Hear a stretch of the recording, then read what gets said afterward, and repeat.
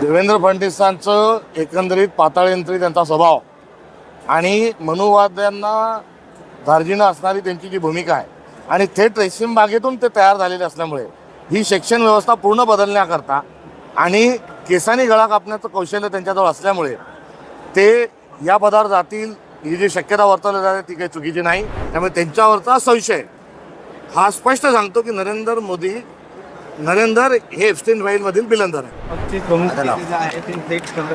वारंवार या संदर्भामध्ये अशा प्रकारची चर्चा होणं दुर्दैवी आहे. मात्र शरद पवार साहेबांच्या राष्ट्रवादीकडून या संदर्भामध्ये जे सांगण्यात आले त्याच्यावर आपण सर्वांनी विश्वास ठेवायला पाहिजे. शेतकरी कामगार पक्ष हा या महाराष्ट्रातला या मातीतला एक महत्त्वपूर्ण पक्ष आहे. काँग्रेस आणि शेकाप या दोघांची मैत्री आणि वैचारिक जे भिन्नता आहे ती आपल्या सगळ्यांच्या समोर आहे. मात्र फासिझम आज देशामध्ये आपली चरणसीमेवर असताना शेकापसारख्या पक्षांना सोबत घेऊन चालण्याची एक भूमिका ही इंडिया अलायन्सची आहे. महाराष्ट्र प्रदेशची पण तशा स्वरूपाची एक भूमिका राहील. स्वातंत्र्याच्या आधीपासूनचा पक्ष आणि मातीशी आणि कामगारांशी त्यांची जी नाळ जी जोडलेली आहे ती फार महत्त्वाची आहे आणि अशा पक्षांची वर्तमानात आणि भविष्यात निरंतर आवश्यकता आहे. जंतर मंतर या ठिकाणी जे आंदोलन पार पडलं आहे ते देशाविरोधात आंदोलन होतं असं RSSच्या एका वरिष्ठ पदाधिकाऱ्यांचं म्हणणं आहे. काय जंतर मंतर आंदोलन देशविरोधी आहे.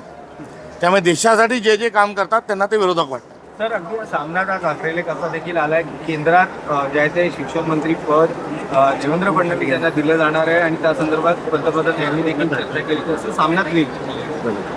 देवेंद्र फडणवीसांचं एकंदरीत पाताळयंत्री त्यांचा स्वभाव आणि मनुवाद्यांना धार्जिनं असणारी त्यांची जी भूमिका आहे आणि थेट रेशीम बागेतून ते तयार झालेले असल्यामुळे ही शिक्षण व्यवस्था पूर्ण बदलण्याकरता आणि केसानी गळा कापण्याचं कौशल्य त्यांच्याजवळ असल्यामुळे ते या पदावर जातील ही जी शक्यता वर्तवली जाते ती काही चुकीची नाही. आणि ते तिथे गेल्यानंतर जे वैज्ञानिक सिद्धांत आहेत ते काढून त्या ठिकाणी मनुस्मृतीचे श्लोक घालण्यासाठी RSS आणि भाजपकरता सगळ्यात सोयीचा माणूस आहे. त्यामुळे प्राधान्याने त्यांचा विचार होऊ शकतो. मोदी जे आहे त्यांना मी मागच्या वेळेला त्यांचा उल्लेख दलिंदर केल्यानंतर एक वादंग उठवलं होतं. पण दलिंदर हा शब्द जो आहे तो संस्कृतमधला काय याची तेव्हा उहापोह झाला होता. मात्र आज त्याच्या पुढे जाऊन नरेंद्र मोदी जे आहे हे एप्स्टीन फाईलमधले बिलंदर आहे हे आजचं एकंदरीत माझं वक्तव्य होतं. आणि ते वक्तव्य एप्स्टीन फाईलच्या सगळा जो लेखाजोखा जो जगात गेलेला आहे आणि त्यातून आपल्या पंतप्रधानांची जी बदनामी झाली आहे त्याच्यावर कुठलाही खुलासा आला नाही. सोबतच हरदीप पुरी जे आहेत ज्यांचा फार मोठा सहभाग त्या एप्स्टीन फाईलमध्ये आहे अर्थात नरेंद्र मोदींचाही उल्लेख वारंवार झालेला आहे. त्यांचाही राजीनामा झाला नाही. नरेंद्र मोदींनी एक सकार शब्दही त्याबद्दल काढलेला नाही. त्यामुळे त्यांच्यावरचा संशय हा स्पष्ट सांगतो की नरेंद्र हे एप्स्टीन फाईलमधील बिलंदर आहे. अगदी होणार आहे असं म्हणतात. अंधश्रद्धा निर्मूलन कायदा जो लागू झालेला आहे त्या पार्श्वभूमीवर त्यांचं वक्तव्य तपासून बघितलं पाहिजे. अभिजित टिपके आहेत हे सर्वसामान्य वर्गामध्ये जन्माला आलेले होते. मात्र ते बाहेरगावी शिकले. त्यांच्या खर्च त्यांना देतो कोण त्यासाठी आता RDA टाकण्यात येतं.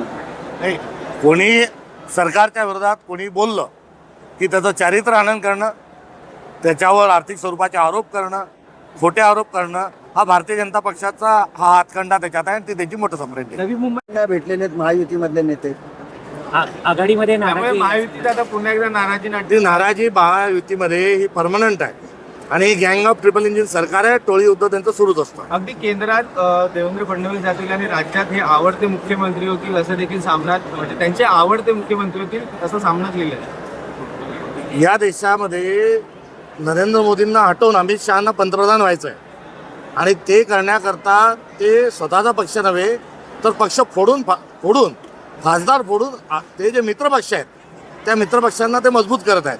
म्हणजे जेव्हा वेळ येईल तेव्हा या सगळ्या मित्रपक्षांनी त्यांचं नाव सांगावं म्हणून अमित शहांना पंतप्रधान होण्याची घाई जी झालेली आहे त्यातून शिवसेना एकनाथ शिंदे गटाला त्यांनी जवळ धरलेलं आहे.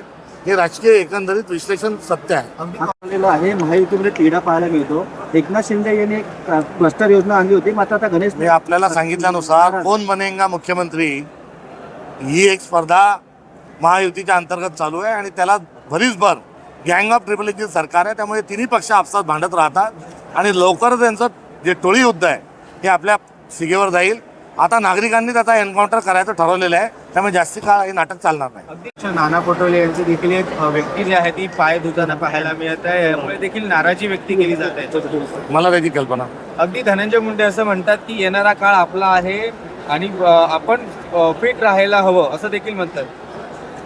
म्हणजे फिट राहणं या आरोग्याला शुभेच्छा देणं चांगलं आहे, मात्र गुंडागर्दी वाढवण्याकरता जर फिट राहत असतील आणि फिटनेस आल्यानंतर जर हातात हत्यारं घेण्याच्या अनुषंगानं महाराष्ट्र जात असेल तर निश्चित चिंताजनक आहे. चमत्कार